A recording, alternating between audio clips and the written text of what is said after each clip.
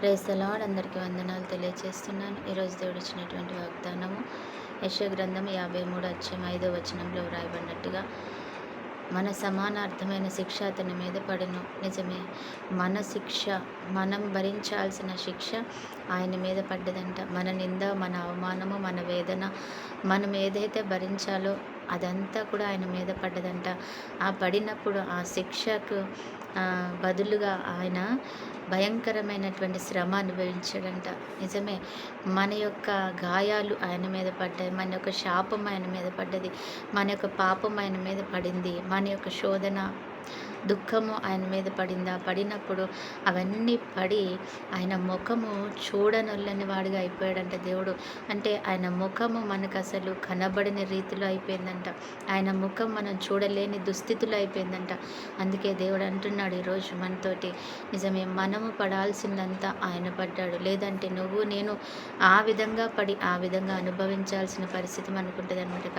నువ్వు నేను భరించకుండానే ఆయన రక్తం ద్వారా వాటిని కడుక్కొని మనం నిత్య జీవంలోకి వెళ్ళే అంత కృప దేవుడు మనకి ఇచ్చాడు. కాబట్టి మరి మనం ఆయన చేసిన త్యాగాన్ని జ్ఞాపకం చేసుకుంటూ ఆయనకి ఎల్లప్పుడూ కృతజ్ఞతలు చెల్లించేవారుగా, ఆయన బిడ్డలుగా, ఆయనను ప్రేమించేవారుగా మనం ఉండాలన్నమాట. అటు కృప దేవుడు మనకి ఇచ్చినగాక. ఆమేన్.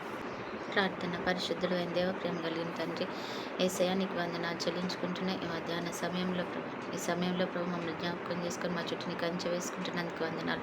నిజమే ప్రభు, నువ్వు ఎంతగానో త్యాగం చేసి మాకు ఇచ్చిన కృపను, ఈ యొక్క రక్షణను బట్టి కృతజ్ఞతలు చెల్లించుకుంటూ ప్రభు, నా వలన నీవు అయా తండ్రి ప్రవేశ చూడనొల్లని వాడిగా అయా తండ్రి అయిపోయి ప్రభు మమ్మల్ని జ్ఞాపకం చేసుకుంటున్నందుకు వందనాలు చెల్లిస్తున్నా ప్రభు. చేసిన ప్రతి మేలుని బట్టి కూడా కృతజ్ఞతలు చెల్లించుకుంటూ ఈ సమయాన్ని చేతులకు అప్పగిస్తున్నాం అయా, వందనాలు.